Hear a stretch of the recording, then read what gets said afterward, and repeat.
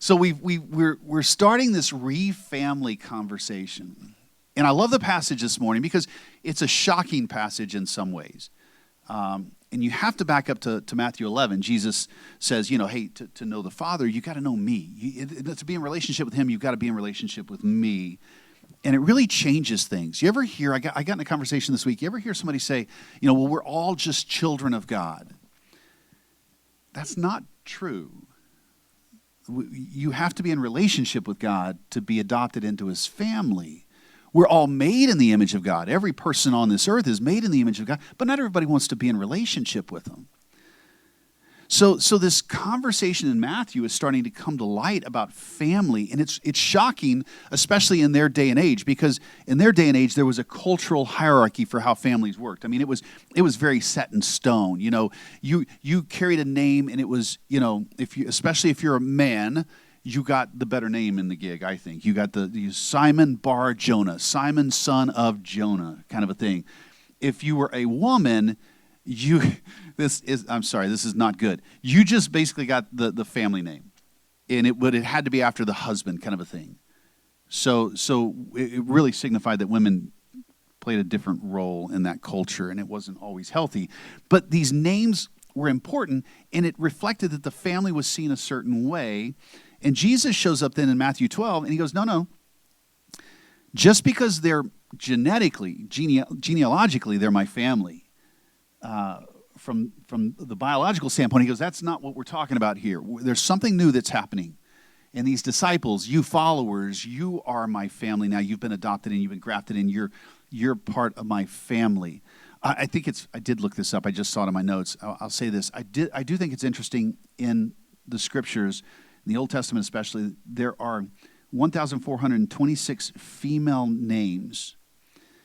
Of those, 1,315 were attached to men. In other words, it had the name of the man. The female name couldn't stand alone. But something is starting to happen when Jesus starts to bring the family into this mix. He's changing things up. There's this new family pattern that's going to happen. And you have to enter that pattern through Jesus. So to become a believer, to be a part of a body like this, is to put you in relationship in a new and different way that is not really recognized. And even in our culture, I think, because we have our own cultural ways of doing families, and a lot of times what we do is we bring that family model to this family model. Does that make sense? So I call it a consumer-driven model. It wraps everything. We bring our idea of what family should be. We bring our idea of how family should operate. We bring everything about our family, because it's about us. It's an individualistic model, and we bring it to this family a lot of times. Okay, that's a long setup. I know you have thoughts. I think that the interesting thing about this passage is that it is about priorities. I mean, if you think about it, they come and they're like, your mother and your brothers are here, and the very reason why they would bring it up is an issue of priority. Like, you're here with us, but they want to speak to you, so kind of by default, you should go to them. And it's kind of an unspoken kind of prioritization of who is in the hierarchy are you responsible to as your family. And then Jesus turns that on its head and says, well, yeah, biologically they have this thing, and even historically in the Jewish community, there's the clans and there's all the ways to identify family. But He says just among these people in the room, there's a mother and a brother and a sister. And He chose not to go. He stayed with this family. And so He doesn't, it's sometimes by your actions, it's like He could say something about it. He could give an idea about it, but He did something practically that was probably to them very shocking. Yeah, I told Debbie this morning, I said, if you study enough and you learn, especially Hebrew culture, I know Jesus was in this room, And some Hebrew mother said, "Oh, your mother's out there." Like some Hebrew mother was going, no, we gotta get your mama in here. Mama's got to see the boy. Like it's that important in the culture. And then, like you're right, he doesn't go to them. But we interpret that as, for some reason, we think it means, then he's saying you have to kind of hate them, right? Like you have to. But what he's doing is elevating. He's elevating these people in this new relationship with him, their relationship with each other through him. He's essentially he's adopting more people into your family. He's adopting you into a new family, and we're going to talk about why that's important because it's a new family. But he's elevating that. He's not trying to throw his mother and brothers out into the cold. No, he's not. Because in a real essence, they were also a part of this other family. He's redefining the parameters of what family is and what it means, like in that first part, for him to know the Father and for the Father to know him. And then to expand that to others in the family that have that equal opportunity. You know, he's going to say in the upper room, like, you're invited into this intimate relationship. And what does that mean? But how does that also take priority over other relationships you may have? Yeah. Yeah, I'm trying to decide if we want to chase something there. But yeah. So there's a book that I've been pulling a lot of quotes from, Debbie and I work out of, called, what's it called, Debbie? When Church Was Family. Yeah. Joseph Hellerman. And he has three things in his book that he directly calls out.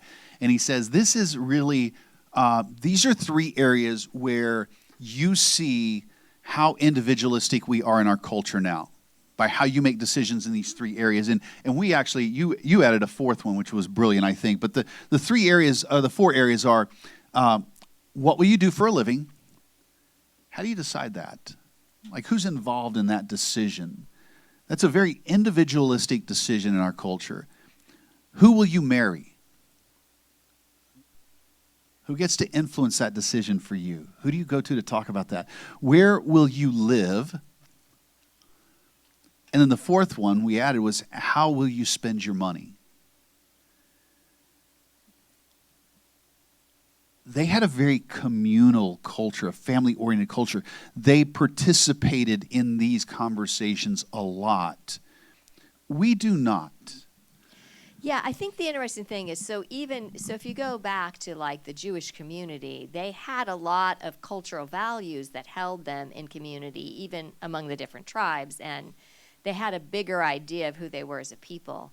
I think if you're going to contrast that with like what we do here, particularly in this country, is everybody's family value, that's up to you.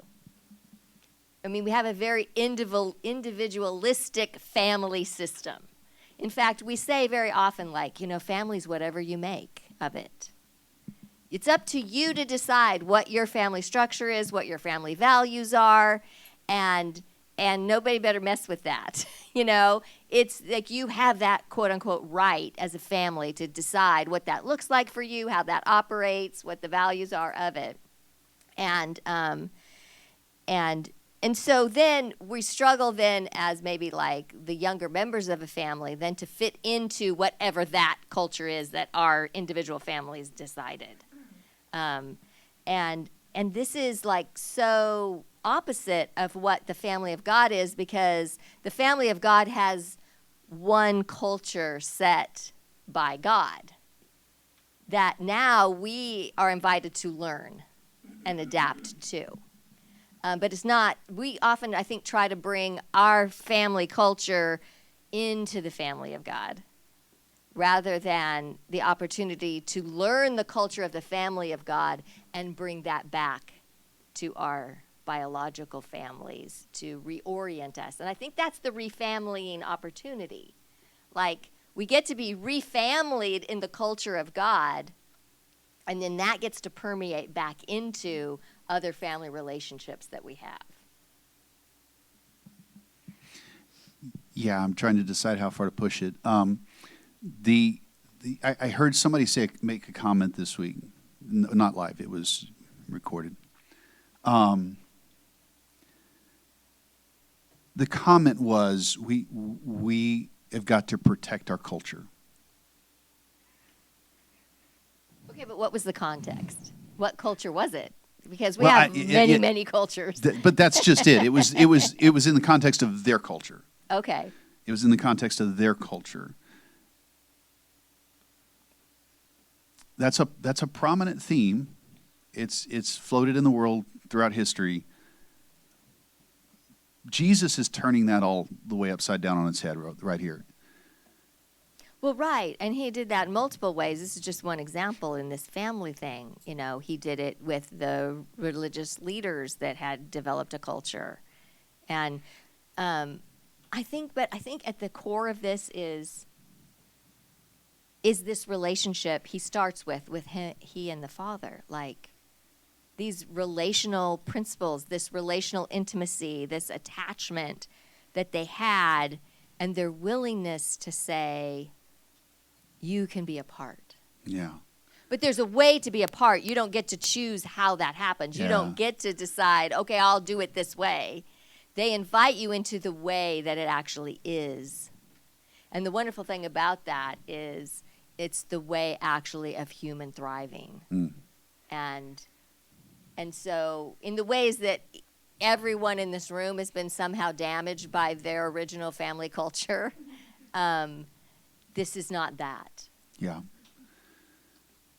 Yeah. Is that resonating at all? Are you walking with us here a little bit? Because I'm wondering, like, I'd even love to as you sit here for just a second, does anything come to mind? Does something come to mind that you'd say, this has been a part of my family culture, my family of origin culture, that okay, this would be an interesting question. Okay, go, because I'm going to walk us into a mess. Two contrasts. Like, if you think about your original family culture, what's one thing you wouldn't want to lose? Yeah, there you go. What's one thing you would definitely want to lose? There you go. Like, the one thing you want to say, like, I'd get rid of that in a second. That's not helpful. But then one thing that's, like, precious to you, like, that has meaning and, like, you'd want to keep it. I think that we have this interesting kind of dynamic in the things that we hold on to identity from our family, but then the things that we really want to reject because that was a painful thing. That was not helpful. Yeah, and hopefully the thing you want to hold on to also corresponds with how Christ wants to invite you into a family of thriving or flourishing. In other words, perhaps I would imagine most of us, if we have something we go, oh yeah, I want to hold on to that, it's because it was a thriving type of element in your life. But then when we come together like this, those little one-off things become your own family of origin elements that may or may not fit within this larger family. And now the question is, for us as a larger family, is what is the invitation by God? What is that invitation to be together and to flourish, into when we encourage each other, when we lock arms together, when we sit like this, that we encourage each other. We say a lot in life with God. We say, we're not trying to fix, advise, or rescue, because we really want God to speak to you. And we think people grow when the Holy Spirit talks to them and they come to their own awareness. We don't think that sometimes me just telling you what to do. I always used to say when I was in youth ministry, how did it work when you told your 16-year-old you're grounded because you won't do X, Y, or Z? Did they just immediately cheerfully start doing it? Probably not. Right? We've all had this problem in our soul since we were born. But yeah, I guess that's my thing. I want to reiterate what you said, is this new family that gets put together is one that should be about our thriving and flourishing within the body of Christ as individuals. And so that will involve possibly some things from your family of origin, but possibly not a lot of things. And it's actually going to rearrange your family of origin too. I don't know if you want to speak to that. I know you had a lot of little bullets I told you to say, but I don't know if we're there yet. I don't want to miss the. When I tell Debbie, say that again Sunday. Yeah, and it never works. I think that so I think what's interesting and why our we believes hold us kind of in this place is that you kind of have to have some ideas, some discernment about like what is this family of God really all about? What are some core principles that we see from Scripture that kind of hold us in this place? Because the reality is when we all come together like this in this room, we're all bringing consciously or unconsciously our original family culture into the room. So it's messy right from the start. But if we have some ability to at least some awareness of that, and we bring that to the table, and it's like, okay, well, we're discovering this together.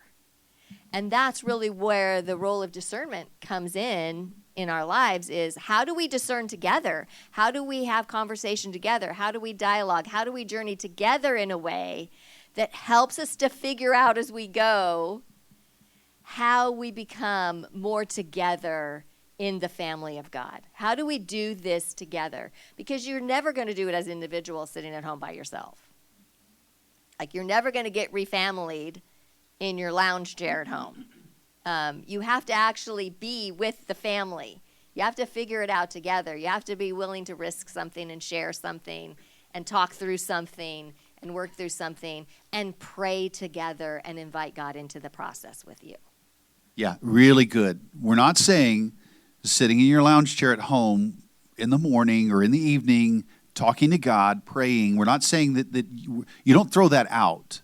That has place in your life, right? But to be part of the body of Christ is to engage this at a level that's beyond sitting in the lounge chair. Because when you're there, you're getting to tailor-make the conversation. You're getting to read the passage you want to read. You're getting to think about the things you want to think about. But you come here and something else happens, including sometimes somebody sitting at the table this morning may say something that kind of pricks you a little bit. And it's God saying, hey, I want to talk to you about this area. But you wouldn't have gotten that at home, right? Because at home, you're just going to think about the things that make you comfortable. Does that make sense? So these we believes, and I love how Debbie has said it, they're on the back of your worksheet there, and I wanted you to be able to have them now in print. We're going to print them some more too, but these are experiences that have to live in the relationship of the church at large. There may be elements of these we believes that you can carry with you into your neighborhood, into your family, but these are elements that we're saying have to live in a church at large. Right? That's what we're saying? Well, I think that's why we took the time to articulate them. Yeah, I mean, okay, so let's just be honest. We've all been in church cultures that we left because they didn't feel like they were a thriving place. The church is not a perfect place. The church has a lot of damaged family experiences.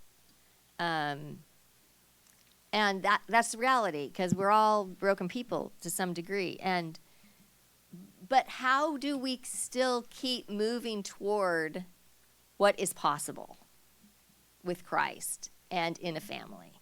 And I think that's what our we believes are about. Like, we're not giving up. We're not throwing in the towel. We're not forsaking the meeting together of the church because we still believe strongly in the church community and that this is a movement that Christ started and he's still working in it and he still inhabits it and he's still in charge of it.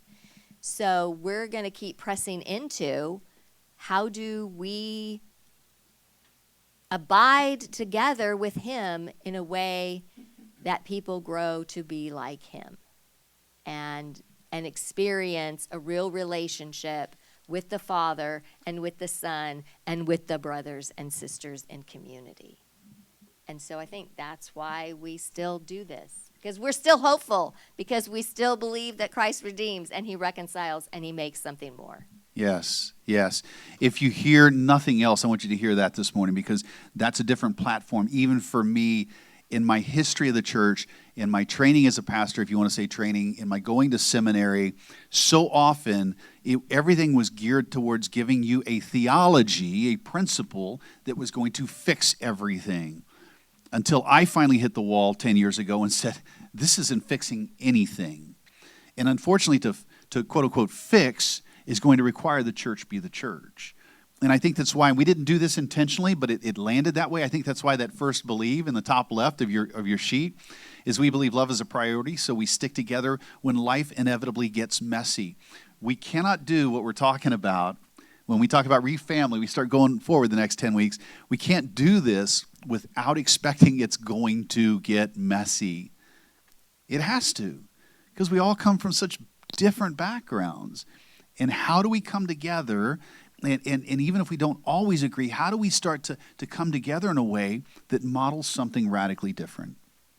When Jesus sat in that room, and again, I don't know if we can paint the picture well enough for you to go. When Jesus sat in that room with those disciples and said, these are my sisters and my brothers, I don't know if I can help you understand fully culturally what a shock that was. There was not another rabbi who'd said that up to that point that I know of. In fact, that just hit me. I'm going to need to go research that. I may lie to you, but I would be willing to bet I don't think there was a rabbi in their day that would have said that. I don't think they had that concept. I think Jesus was bringing that from the Father. So it was radically new. And that so flies in the face of our consumer individualistic culture we live in and our consumer-driven even families. So the phrase is coming to me and I wonder how much we actually internalize this. Like how desperately we actually need one another. It feels at times to me, and I was born into the church. My dad was a pastor. So it's and I've had a very mixed relationship with the church. I mean, I'm 64 years old, and so I've got a lot of decades of church baggage. But we still desperately need one another. Desperately. And it seems like church is such an optional experience for many people. It's just optional.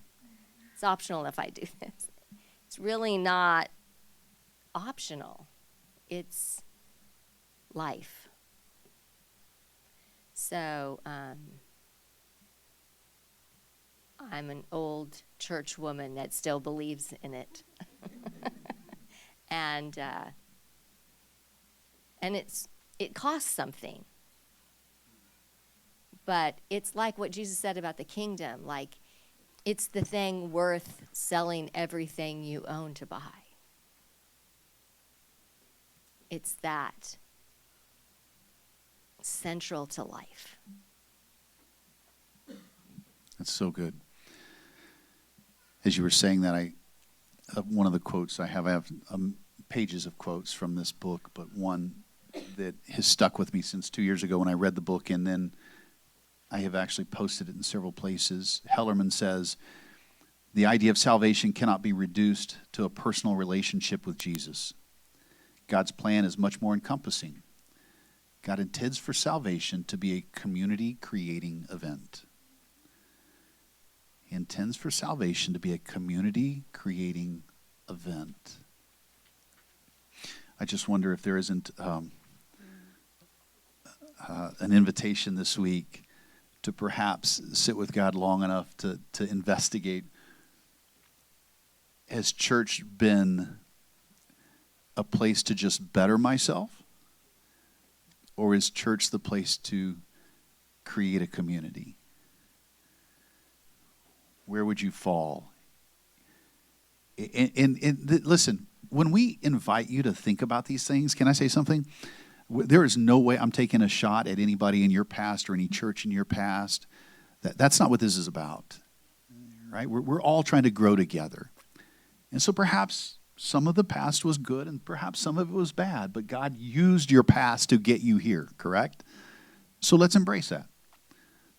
But at this point, have I embraced church in the past as a place to just be a better person, just to morally behave better?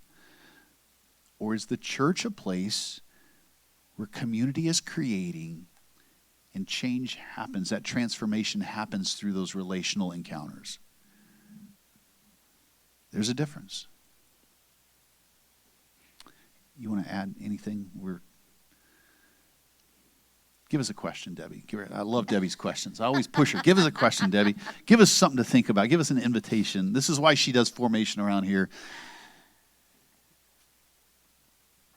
Come on Saturday. Oh, that was genius. A little plug. No, because I think the stuff we're going to talk about relationship, I mean, it goes deeper into this, why this is so important. Like, what do relationships really mean to us as human beings?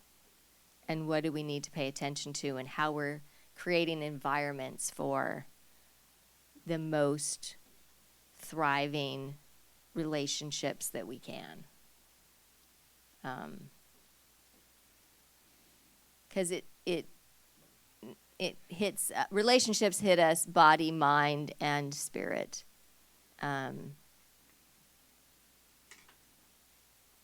It's really hard to overstate how important they are. Yeah, I want to close. I want to piggyback off what she just said. Most of my life, I've felt like the church is about 20 years behind the conversation. I hope I'm not trying to be hypercritical anymore. It's just kind of obvious. We get to conversations, we don't know what to do with them. I would say, sit with God this week in this passage. I would say, show up on Saturday to this nurturing healthy relationships seminar. Because I'm afraid we may be even more than 20 years behind what's about to hit our culture in the form of computers and AI. And it scares me when the church doesn't have an answer. Well, the church does have an answer. It scares me when we, as followers of Jesus, are not confident and grounded in what's happening around us. And I do think this relational concept, we know biologically, we now know why relationships are so important. We scripturally understand how God created us for them to be important. The two are merging together, but they're merging together at a really, I think, an interesting time in history where the opportunity is going to be great for Christians to stand and show the world something other than a computer screen. Especially as AI leaks into lifelike robots, I guess. So, I hope that wasn't too heavy. I love these conversations. I hope we give you something. I tell you what. Let's, as we close, stand up together around your table. Let's stand up and.